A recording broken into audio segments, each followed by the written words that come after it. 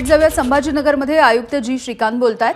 प्रशांत बंबनी आरोप केले की महापालिकेमध्ये कोट्यवधी रुपयांचा भ्रष्टाचार झालाय आणि माहिती मागूनही दिली जात नाही। लोकप्रतिनिधींना माहिती का दिली जात नाही असं त्यांचं म्हणणं आहे। 4-4, 5-5 महिने त्यांनी तुम्हाला काही माहिती मागवली आणि ती महापालिकेकडून मिळत नाही। सन्माननीय गंगापूर विधानसभाचे आमदार श्री प्रशांत बंब साहेबांचं कालच मला पत्र टपालामध्ये बघितलं की त्यांनी RTIमध्ये मागितलेला माहिती त्यांना खालच्या अधिकाऱ्यांनी दिले नाही। त्या अनुषंगाने आज महानगरपालिकेमध्ये अतिरिक्त आयुक्तांच्याकडे बैठक बोलवली आहेत आणि या संदर्भात ज्यावेळेला मी माहिती घेतलं असता की त्यांना माहिती दिली गेलेली नाही आहे आणि हे कोणत्या अधिकाऱ्यांनी का माहिती दिली नाही हे आम्ही चौकशी करणार आहेत आणि ज्यांनी माहिती दिली गेलेली नाही आहे त्यांच्या विरुद्ध आम्ही कार्यवाही प्रस्तावित करणार आहे। विधानसभेचे सन्माननीय आमदारांनी एखादा माहिती मागितलं, सर्वसामान्यांना तर RTIमध्ये तर सर्वांना माहिती मिळायला पाहिजे। जर माहिती नाही मिळत असेल तर त्याला एक वेगळी प्रक्रिया आहे, परंतु ज्यावेळेला सन्माननीय विधानसभाचे आमदार साहेबांनी जर एखादा माहिती मागितली आणि तो अधिकाऱ्यांनी जाणून बुजून जर लपवलं असतील, हा चौकशी केलं जाईल आणि चौकशी करून जे कोणी अधिकारी दोषी असतील त्यांच्या विरुद्ध कार्यवाही केली जाईल।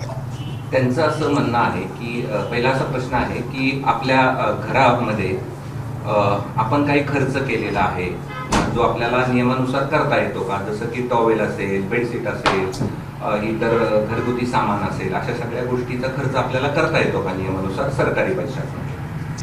नाही, त्यामध्ये सरकारी निवासस्थानामध्ये एक व्हिजिटर्स कॅबिन पण असतो, कारण महापालिकेचं आयुक्त हा 24/7 हा सेवेसाठी असतो। ते काय त्यांनी पुरवठा केलेले आहे ते आम्हाला पण माहिती मिळेल, कारण हे रेग्युलर प्रक्रियामधून विषय जात असतो आणि मी पण तपासलं जाईल आणि जे काही योग्य असेल त्याविरुद्ध कारवाई केली जाईल। त्यांच्याकडे जी माहिती आहे त्यानुसार बेबी सोप म्हणजे मुलांचे साबण असतील आणि प्रत्येक महिन्याला 95 गुड नाईट, त्यानंतर हात पुसायचे टॉवेल, डिनर सेट, त्या आणि इतर झाडू, या सगळ्या गोष्टी आपण महानगरपालिकेच्या खर्चात नाही, बिलकुल नाही आहे। हे सर्व आमच्या घरगुती सामान आम्ही वापरतो। कुठलाही महापालिकेचं निधीतून आम्ही कुठलाही असे खर्च करत नाही।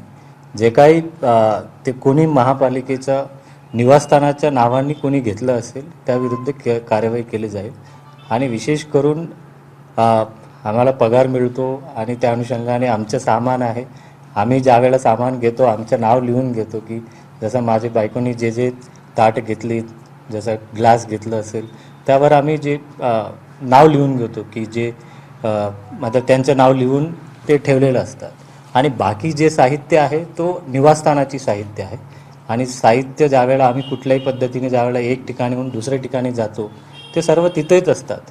काही सामान जे आहेत निवासस्थानामध्ये, जे कपाटा असतील किंवा काही असतील तो निवासस्थानासाठी आहे। बाकी जे आमच्या घरगुती सामान आहे जे आम्हाला लागतो, आम्ही 2 मुली आहेत आणि आमचे परिवार आहे, जे लागतील ते लागतील। त्यांनी जी माहिती दाखवली त्यामध्ये प्रत्येक महिन्याला 2.5 लाख रुपयांचं हे प्रत्येक सामान घेण्यात आलेलं आहे। नाही, मला पण माहिती नाही आहे। जे आम्ही माहिती घेऊन कोण घेतलं, कशासाठी घेतलं त्याविरुद्ध कारवाई केली जाईल। आपल्या बागेमध्ये त्यांचं असं म्हणणं आहे की आपल्या छोट्या बागेमध्ये आपण 1 लाख रुपयांचं शेणखत टाकलं, जे की शेतकऱ्यांना 8 एकरसाठी 1 लाख रुपये खर्च येतो, याची वस्तुस्थिती काय? मला माहितीच नाही आहे। ज्यावेळेला हा माहिती सरांनी काय मागितलेलं आहे आणि त्यावेळेला मी बघितलं जाईल आणि त्यानंतर ते, कारण ते जे बागा आहेत ते बागेचे डिपार्टमेंट, गार्डन डिपार्टमेंट आणि त्यानंतर सिटी इंजिनियर, त्या ठिकाणी त्यांच्या देखरेखामध्ये हे सर्व काम होत असतं आणि कोणीही ज्या ठिकाणी अनावश्यक त्या काही टाकलं गेलं असेल ते चौकशी केली जाईल। उपायुक्त जे आहेत, 2 उपायुक्त आयुक्त यांच्या कॅबिन रिन्यूवरती लाखो रुपये खर्च करण्यात आले असं त्यांचं म्हणणं आहे। म्हणजे 2 उपायुक्तांच्या कॅबिनसाठी 77 लाख रुपये या ठिकाणी खर्च करण्यात आले रिन्युवेशनसाठी। हा इमारत एकंदरीत ते फार जुनी आहे आणि या ठिकाणी वारंवार हा इमारत कधीही रिनोव्हेशन केली गेलेली नाही आहे आणि ज्यावेळेला रिनोव्हेशनसाठी जे नियमानुसार खर्च होतो त्या अनुषंगाने केलं असेल। 77 लाख रुपये 2 अरे that has to be verified technically आणि जे टेक्निकल डिपार्टमेंटनी जे काही चौकशी केली आणि त्यांनी एस्टिमेट बनवला आणि ते अधिकारी तो आम्ही विचारणार की बाबा ते बरोबर आहे का, किती काम झालं, काय झालं आणि किती खर्च केलं त्यापेक्षा बरोबर खर्च केली गेली का, किंवा कारण कायमस्वरूपी ह्या गोष्टी असतात. कारण कुठल्याही सरकारी खर्चावर अनावश्यक खर्च केली गेलेली आहे का किंवा आवश्यक खर्च केली गेलेली आहे, ह्या गोष्टी तपासल्या जाईल. एबीपी माझा, उघडा डोळे बघा नीट.